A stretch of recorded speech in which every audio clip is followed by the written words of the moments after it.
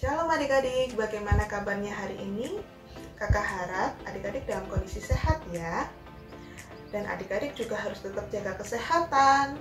Nah, hari ini kita sudah masuk ke hari Jumat ceria. Artinya kita akan belajar Alkitab bersama dengan Kakak Immanuela. Hari ini kita akan membahas mengenai kisah sungai Yordan yang terbelah. Diambil dari Yosua 3 ayat 1-17.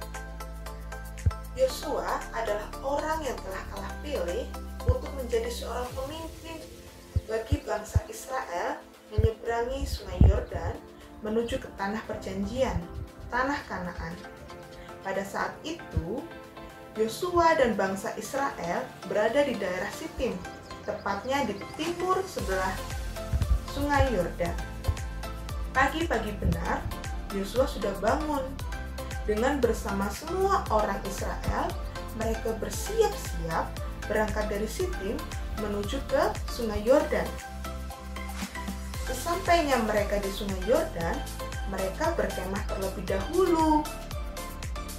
Setelah 3 hari, Yosua memberi perintah kepada bangsa Israel, "Segeralah sesudah kamu melihat tabut perjanjian Tuhan Allahmu yang akan diangkat para imam Lewi, maka kamu segera mengikutinya. Akan tetapi, jarak kamu dengan tabut perjanjian itu harus 2000 hasta panjangnya, sekitar 900 meter, supaya kamu dapat mengetahui jalan mana yang harus kamu tempuh." Nah, adik-adik tahu tidak tabut perjanjian itu apa?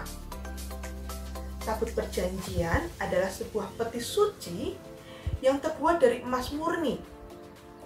Nah, ini dijadikan tempat untuk meletakkan 2 loh batu atau 2 tablet batu yang berisikan 10 perintah Tuhan Allah dan gulungan kitab Taurat. Nah, setelah itu Yosua berkata kepada bangsa Israel untuk menguduskan diri, sebab Tuhan Allah akan memperlihatkan sebuah keajaiban kepada bangsa Israel. Dan Yosua berkata kepada para imam Lewi untuk mengangkat tabut perjanjian itu. Maka para imam Lewi berjalan dengan mengangkat tabut perjanjian itu. Ketika kaki para imam Lewi menyentuh air sungai Yordan, maka terbelahlah air sungai Yordan itu. Maka para imam Lewi berjalan di tengah air sungai Yordan itu. Sekiranya sudah dilihat 2000 hasta panjangnya, maka Yosua dan bangsa Israel mulai berjalan melewati para imam Lewi. Ketika Yosua dan bangsa Israel sudah sampai tepi sungai Yordan, maka para imam Lewi mulai berjalan. Nah, ketika semuanya sudah sampai di tepi sungai Yordan, maka tertutuplah air itu. Maka belahan air sungai Yordan sudah tidak ada. Nah, adik-adik, dari cerita yang kakak sampaikan ini, apa sih yang kita dapatkan dari kisah sungai Yordan yang terbelah? Sikap taat dan percayanya bangsa Israel kepada penyertaan Tuhan Allah.